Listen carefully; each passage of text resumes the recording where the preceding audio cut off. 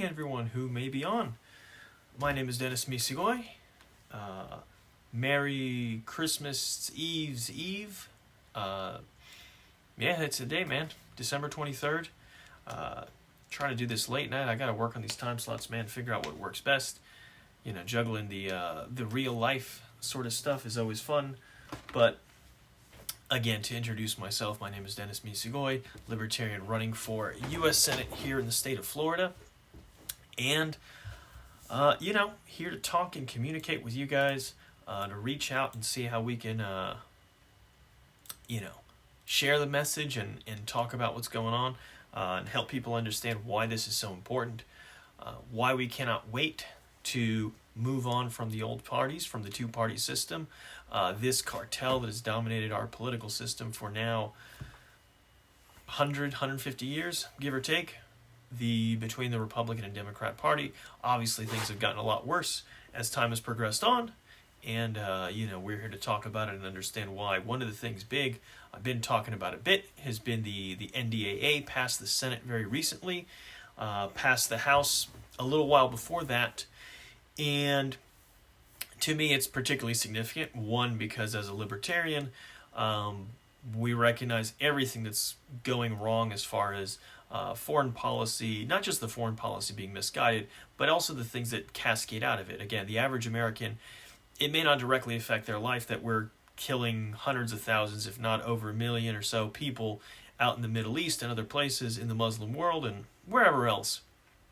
But one of the things I hope people at least appreciate as they're feeling the pinch this year, and not that I want people to be suffering, obviously, this is not the policies I want, this is not the outcomes I want, but this is what we're getting with the current system, which is this crazy inflation, this massive debt, which is just growing and growing and cascading, and our very dishonest people in the federal government who just want to keep the music playing and increase the debt limit and just let it go on forever. Bringing that back around is the money that gets spent for all of this, the money that gets spent to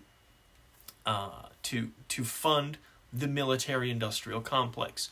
We were warned, and I'll share a little bit from that again, but it's been 60 years, a little over 60 years, because you figure that was in January, when President Eisenhower gave his famous farewell address, where he gave that warning to the American people, and clearly we've ignored it. At least enough of us have ignored it. The majority have, and it's allowed us to get to the position that we're in, where the industries around defense, what he referred to as the military-industrial complex, really has, whether sought or unsought, undue influence and the disastrous consequences that come with it. We've seen that manifest. It manifests itself abroad in the bloodshed and endless wars and instability in all these different countries that is a byproduct of we need to find a way to use this stuff and to spend this money, and also to drum up fear to continue to keep the party going, to keep spending the money. It never ends, at least as long as they can help it, because the same people are in power who are going to do it. And to that end, the two most likely candidates, one being our incumbent senator, Marco Rubio, and the other being current Democratic Congresswoman, U.S. Congresswoman for Florida's 10th District, Val Demings. Both of them voted for the most recent NDAA, which appropriates now over $750 billion to defense, to these efforts. $750 billion at a time when we are hurtling fast towards $30 trillion in debt. That $750 billion is going to go just to this particular thing at a time when the U.S. already has such a technical and strategic advantage over any potential opposition. Not that there's really countries lining up that pose serious threats to the United States, but you wouldn't know that if you listen to those guys. If you listen to those guys, they are there to convince you that whether it is China or somebody in the Middle East, it is just around the corner for some group of terrorists to fly in, and they're going to topple the government and institute Sharia law, or it's going to be the Chinese are going to come in and we're going to all be speaking Mandarin and it's going to be communism full blown over here. truth is that stuff is just not going to happen. I mean, I guess the let me put it a different way. The odds of those things goes up a little bit because we have stretched our military so thin. Because, but realistically, there's no scenario where those things happen. Even in the worst case scenarios, that's not what happens. So it's important to understand that this is a lot of people blowing smoke and a lot of an effort to justify this stuff. And it's nothing uncommon. It is exactly what government does so often, such as with the COVID regime, where again, it's all about fear. It's all about drumming, getting people worked up to get them to go along with whatever crazy policy, whether it is in the case of with the terrorism stuff, going back to 9/11, accept all these inconveniences, disruptions, or violations of your personal privacy and whatnot as you go through and have to deal with the TSA, it's Homeland Security and all the Patriot Act and self-written warrants and all this great stuff. I should say great stuff. I'm being sarcastic. I hope that's clear. All these things which came out of it, which everybody accepted because they were afraid after 9/11. They were afraid of the terrorists. And it is telling about how government wants to, and people in power, want to leverage fear to achieve some kind of political ends. And I think there more needs to be said about the moral character of somebody who sees suffering of people or fear, mass panic and all these sort of things, and looks at it and says, that's a great opportunity for me to go and get what I want, or to do the things that I already wanted to do anyway. It's one of these things that we hear about with this, and it's not something I delve a whole lot into, but the whole idea of this great reset, I mean, they're explicitly saying, wow, all of this stuff, it would be a great opportunity for us to, remake things in a way that's better or more earth-friendly or whatever they're going to, again, sell it as, but they're looking at disruptions, people losing their jobs and suffering, and not to mention the depression and deaths of despair, along with actually people even dying from COVID. There's been hundreds of thousands of people in this country alone who've passed away from COVID, and it's not something we should overlook. While I'm not one of these who wants to get into the whole thing of, trying to place blame at any single person, unless we find out that the lab leak theory is absolutely true. I mean, if we found incontrovertible evidence, then we can say somebody's to blame. But assuming it's a natural virus, again, there's limits to what you can do to prevent a natural virus from spreading, infecting people, and causing death. Certainly, you may have not engaged in some policies that exacerbated it, and I think that's where we have to look at. In particular, obviously, we're aware of states that engaged in some really bad policy, like sending COVID-positive patients or recovering COVID patients who are still infectious, forcing nursing homes, where you had the most vulnerable population anywhere, which are seniors, the elderly, who obviously had a myriad of conditions that made them much more susceptible to COVID, and you shoved COVID-positive patients in there against the will of the people who ran those facilities. It was government top-down ordering it. That kind of policy was disastrous. It led to thousands, if not tens of thousands, of unnecessary deaths. There's other things that we can talk about, particularly here in the United States, the difficulty in getting just at-home tests and things of that nature, where in other countries those have been made available. And there's certainly, as much as there's a demand for it, the market will provide. One thing you never have to force people to do is to create a product that people already want. And certainly there's been a demand for that, but it's been another one of these things that's been stifled by the government. Even going back to the beginning of the COVID outbreak, it was stifled. The first people who were testing, I don't recall the name of the lab, but I believe it was up in up in Washington State that they were doing some testing. They were doing research on something else. I think it was flu related, and they happened to stumble across this, and they were testing. The FDA wanted them to stop, but they were looking at this, and they were the first ones, I believe, who detected a incidence of coronavirus or specifically COVID-19, obviously, where they found the first patients who were positive but had not actually been to China. To that point, it was believed that everybody who had it here stateside had got it over there. This is when we first became aware that it was being transmitted here stateside, and obviously that went on from there. So there's a lot to look at and understand, all the different policies that we went through and that the government has done, which either made it take longer for us to find out about it or sent us down the wrong path. Obviously, there's a number of drugs. I'm not going to get into that because, again, I'm not a physician. I'm not anyone to tell people what stuff works and what doesn't.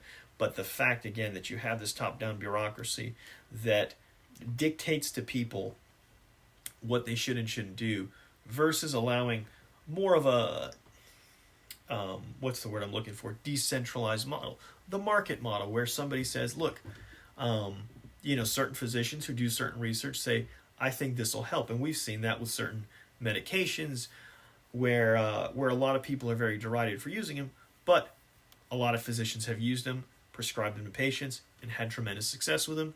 So why do we have this central bureaucracy? You let people go out there and try different things. People find out what works. Information's exchanged. That's how we get better. It's not by the top down, the experts, again, in particular the experts that we have, which it is unfortunate. As I saw recently clips of folks, I think it was an interview with former President Trump, where they were, the only clips I remember seeing were when they're asking him about why didn't he pardon folks like Julian Assange and Snowden, who actually revealed a whole bunch of wrongdoing by the U.S. government, this deep state that he's supposedly against, and not really much of a good answer there. But the reason my thoughts go to that is just because, again, a lot of us look at all the terrible things that we've seen out of Fauci, and in particular the fact that this guy, again, was a big advocate for and pushed the gain-of-function research. Again, assuming that this actually, that the COVID-19 was generated, did originate in the Wuhan Institute of Virology or in some other lab where we were funding gain-of-function research in China, which doesn't seem that far-fetched at this point. But obviously, like I said, we don't have a smoking gun for it. But with that thought, it's one of these things where Trump came in to office with a whole lot of promises, or at least a whole lot of slogans that of things he was going to do. And one of the ones that sounded great to everybody was drain the swamp. And I thought that was pretty clear to everybody that what we're talking about there is getting rid of these long-term, lifetime, entrenched bureaucrats and people who have been just living off the taxpayers and functioning in a way that is where they've gotten very comfortable and they continue to do whatever they want, and there's no accountability.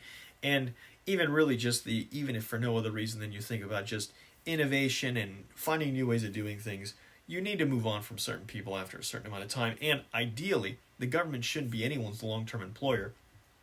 Public service should be, I would say, certainly in the federal government, it should not be one person for decades and decades, and that's particularly what Fauci's been, having been appointed back in 1984, back when this 40-year-old guy was 3 years old, or turned 3 years old, if that's not mind-blowing enough for you.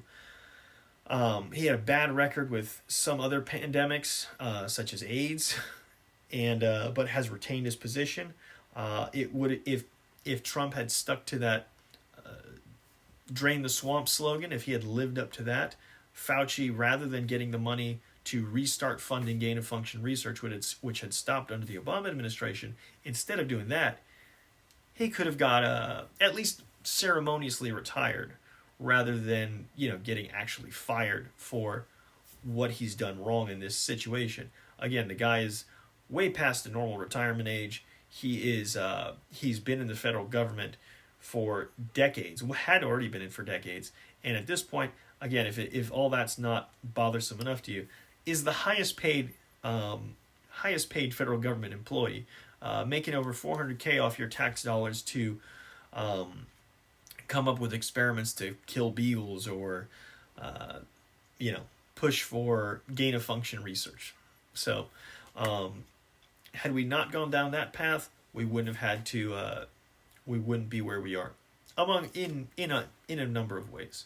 At a bare minimum, the response we would have had, assuming everything else happened the same way with COVID-19, we would have at least had a different response from somebody who at least had the potential to do better, could have been honest with everyone from the beginning, rather than sending one message and then another, saying no masks, then yes masks, and then back and forth, and all of this stuff that we've seen, particularly in the exchanges he's had with Rand Paul, which, whatever you think about him, and certainly I think at times on many issues he's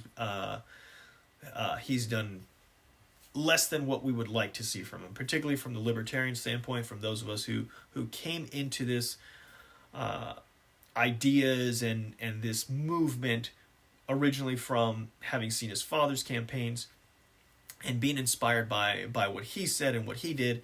A lot of us have been disappointed with Rand Paul, but I have to say the work that he's done in particular on this and putting Fauci on the spot and getting that stuff out in the public discourse from a position on the U.S. Senate has been invaluable. So we got to give credit where credit's due in that particular regard. So yeah, I think that's a good bunch of things. I'm going to go through some other things I saw recently. Something I've been meaning to and have been very remiss, even though I missed streaming earlier this week because, it's just an interesting week with the holidays. One of the things I've been meaning to mention and have not mentioned enough as well on social media, really, I don't think at all, and I really wanted to, was Adam Kokesh. If you guys hadn't heard the story about him getting arrested with certain medicine and getting held by police, I forget how long he was in custody, but for at least a few days, maybe a week or so, where for certain medicine that he has related to his PTSD. Everyone who's not familiar with Adam Kokesh, he is among other things in terms of the liberty movement as an activist, he is a military veteran, served, and brings a lot of insight to that and does a lot to support the movement. He was one of the candidates didn't get the nomination obviously, but was one of the candidates in the last election cycle for the Libertarian nomination, for the Libertarian Party's nominee slot for U.S. President. And a super nice guy. I met him a couple times personally, but also he was, I had the pleasure of being briefly on an episode of Adam versus the Man a few months back. So a really good guy who does a lot to support the movement overall, and it's really great to see that he is back out free and able to, at least so far get back to living and having the stuff he needs to deal with these things. And again, it's one of these things where perhaps in general it's an opportunity again for all of us to be more mindful of this sort of inadvertent victim of the war on drugs and both the war on terror, in terms of we have all these veterans and even active duty who are dealing with the trauma of what they've gone through out in the field, bringing that home and having to try to adjust to real life. And sometimes, and the means by which people are able to do that is not always, it does oftentimes involve, trying out different substances and what we're going to call drugs, that may be able to help and alleviate their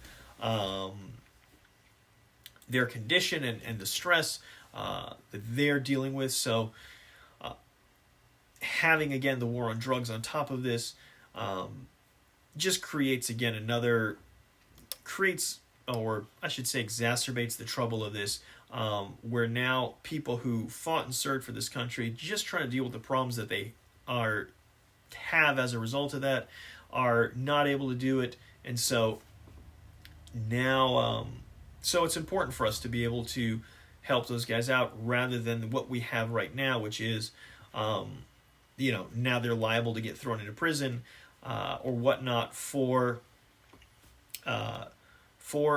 just getting the medicine to help them.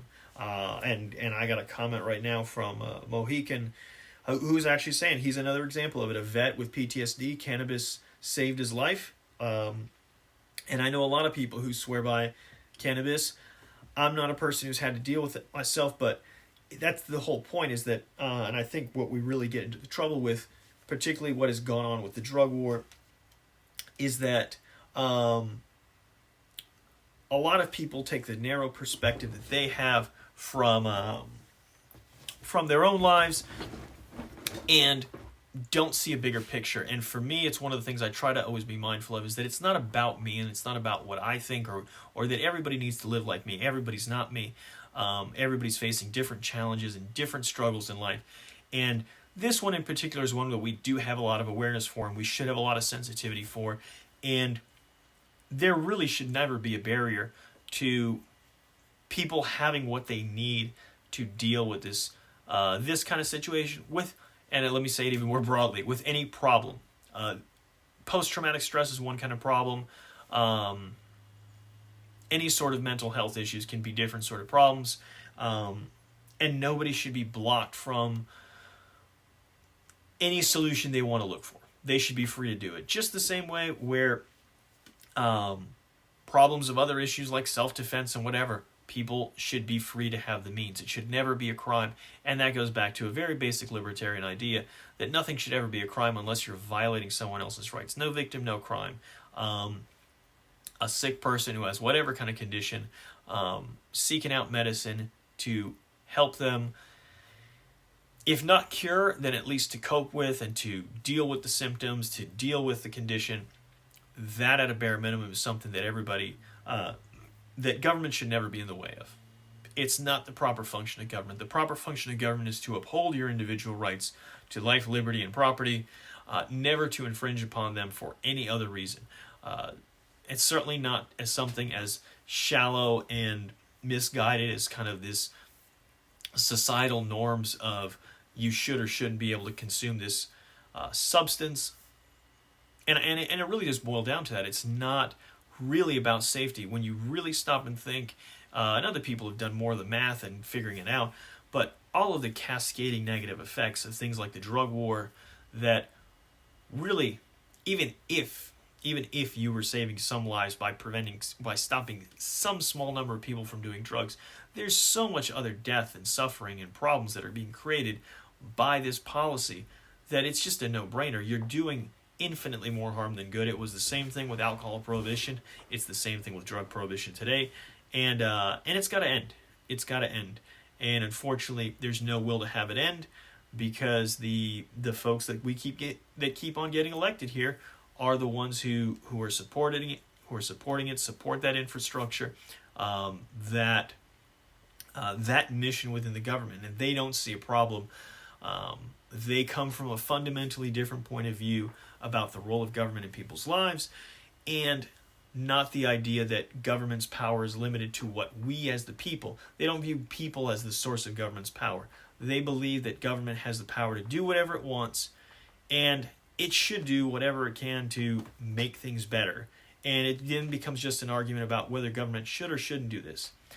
For us, it's quite different, because we recognize that that the power that government possesses comes from us as people, and because it comes from us, we can't vest in government a power that we don't have. I don't have the power, legitimately authority, to go and tell you what you can and cannot consume, what plants you can and cannot grow on your property, things like that. And if I don't have that power myself, how can I give that power to government? How can anyone?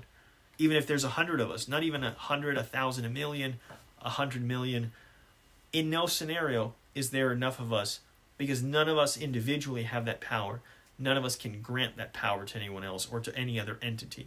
And that is a fundamental difference between us and them. So, something I definitely want to always have people be mindful of, and You know, it's key over here. So let me think. What else do I have in here? Another sort of funny article. I would say funny article, but at least headline. Sort of responding to was some opinion piece where they were sort of baffled, or some people on the left baffled about the. It's called a puzzle of Joe Biden's unpopularity, which is. What would be baffling to me is how somebody would be surprised at that. One sec. You know, and I made the point that Biden wasn't even popular to begin with. Biden didn't get elected because he was popular. Biden got elected because Trump has, pissed so many people off. And so many more people hated Trump than actually liked Biden. Very few people that I come across or seen or heard from were really excited about Joe Biden. And he didn't do a particularly good job. I mean, their campaign strategy was basically keep him over in that basement, doing video interviews, and, but that was sufficient. Once he had the nomination, that's all it took. But obviously the policy positions have been a disaster. One of the things that was promised was, especially with the vaccine coming, is that we were going to get back to normal. And obviously what happened has been the furthest from it. People are fed up. What we saw in the elections that happened this November, as narrow as some of those were, but in particular, like the stuff that went on in Virginia, although a little bit more of that was driven by education policy and just the absurdity of the stuff that Terry McAuliffe doubled down on.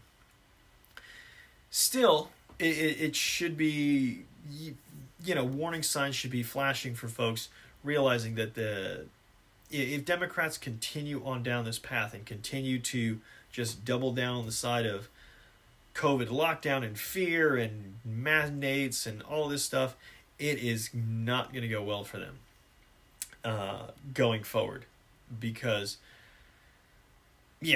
this is just not going to continue, and people are wising up to it, in particular with Omicron. Again, spreading fast, so there's a lot of panic about cases, but anyone who's paying attention really knows that it actually isn't as comparably deadly, let's say, or as dangerous or as severe as previous variants. So, will there be some deaths? Yeah, there's still some deaths, although I've noticed, and I haven't followed as quite as closely in the last few days, just because, it's the week of Christmas, but the first bunch of deaths related to it that I saw, which took a while before they appeared, I've seen them generally be pretty careful in how they describe them, whether it's COVID died with COVID or COVID related death. They didn't say people died from Omicron. So I thought that's an interesting sort of wrinkle to see them actually splitting hairs like that, because typically they've usually been more willing to obfuscate and just say COVID deaths, COVID-19 deaths, rather than to say, well, someone died with it or someone died from it or whatever, to really make it so that people believe that the primary cause was that. Though we know, at least statistically, that for it to be fatal, there's got to be a lot of comorbidities involved. So, but it is interesting how this is developed, and I guess it's sort of not surprising in a sense, because there's been this sort of massive lack of awareness, self-awareness from Democrats, really going back even to the 2016 election, where they just refused to acknowledge any of the reasons why they actually lost, and instead went on the whole thing about Russia and bots and misinformation online, rather than any sort of self-reflection about why Hillary Clinton was such a bad candidate or what they did wrong in the campaign. And that continues. There's no sort of self-reflection of why any of these things went bad. The Virginia gubernatorial election that I was mentioning earlier, they would sooner chalk it up to, at least folks in the establishment and a lot of other folks who just chalk it up to racism and whatever sort of simplistic and nonsensical stuff, in particular in that race where the lieutenant governor that was elected, the Republican lieutenant governor, is a black Jamaican woman. So again, there's I don't want to go down that rabbit hole of how far that whole discussion within the culture has gone off the rails, but there's a lot to be learned, but a lot of people don't want to hear it, and it's we're gonna see how much they have to suffer for it, because there is no more Trump to use as a foil, at least not on the front pages all the time, not making mean tweets to call attention. They can't quite play off him, and you see that in the traditional news sources ratings and how they've been doing over the last year. The cable ratings drop since Trump left office has been pretty remarkable, and so. But it is late enough. I am past time. Thank you guys for joining me. If you're watching on YouTube, come check. Well, either place you're watching, I'm gonna have a video up tomorrow. Some good fun for the holidays.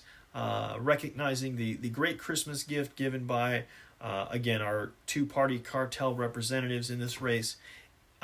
Christmas gift that they've given to the military-industrial complex, $750 billion of your tax dollars. And if you think that Florida's voters should have the Christmas gift of an alternative to that, I ask you for your support. You know, the link is in the description wherever you're going from. I'll throw it up here for a sec. That's the link right there. I hope that, I need you guys' support to be able to move forward and get this stuff done, to be able to give our state an alternative to the mess that we're getting, and get us started on the right path. Again, I can get elected, and I'll be honest that I'm not going to be able to do all these things that we want to do, all these things that we talk about doing. Even if every libertarian got elected in 2022 that ran for office anywhere in the federal government, they would not be able to affect change the way we want to. But we've got to start this process. We've got to break their stranglehold on power. And it starts with you guys. It starts with you guys helping out candidates like myself, if you can. If you finish your Christmas shopping and you got a little more of the bonus left over, again, it'll make all the difference in the world to help us move forward. One more thing. I'm planning to be in Broward, in Tamarack, January 7th.